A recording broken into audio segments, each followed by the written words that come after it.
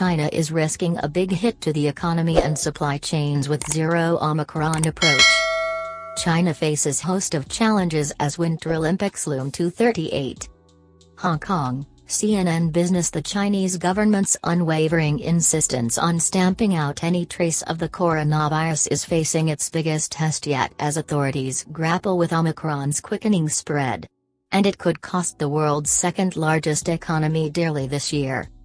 The COVID-19 variant has been cropping up across China in recent days, including in major port cities like Dalian and Tianjin, prompting restrictions that could upend business operations in those places.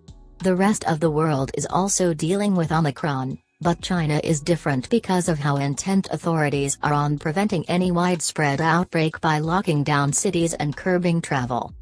The strict approach has so far been effective. China has recorded far fewer COVID-19 cases than many other nations during the pandemic, and its economy was the only major one to grow in 2020.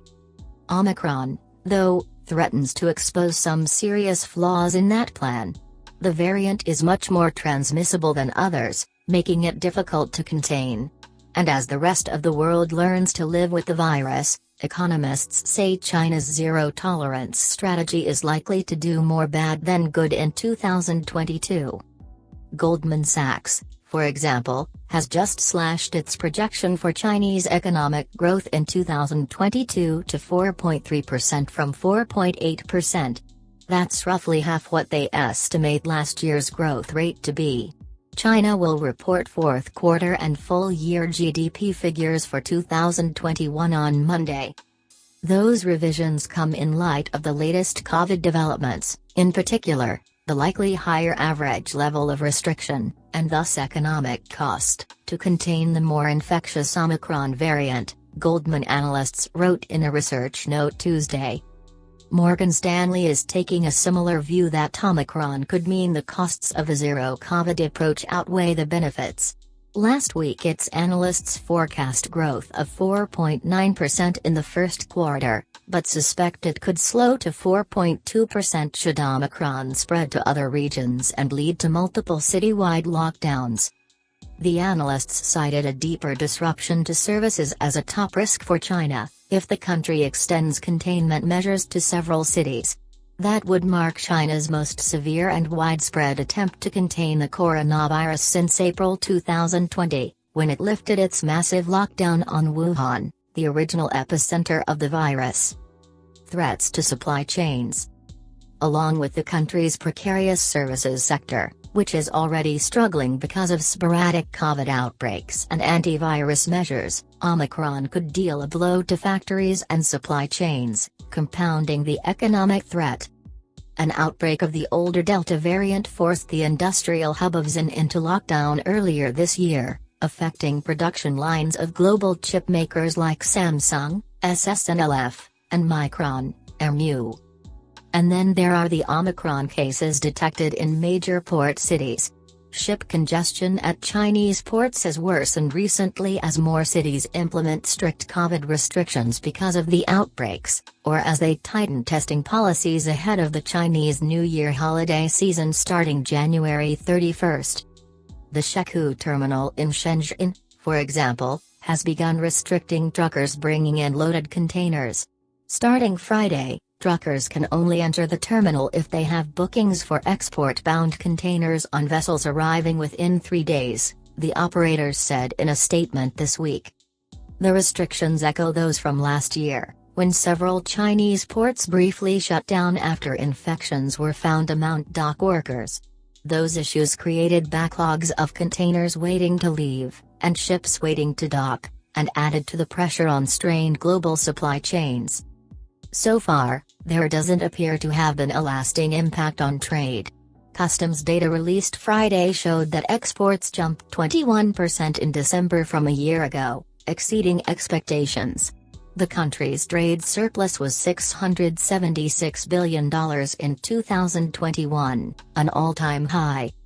That indicates that China's strategy might actually be helping, Export orders may have shifted to China from other developing countries because of the Omicron damage to the global supply chain, according to Zai Weizhong, chief economist for Pinpoint Asset Management.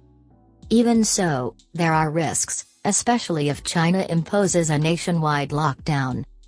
Although China's latest virus wave doesn't appear to have dented exports much in December, media reports point to growing virus-linked congestion and delays at a number of major Chinese ports since the start of the year, wrote Julian Evans-Pritchard, senior China economist for Capital Economics, in a Friday research note.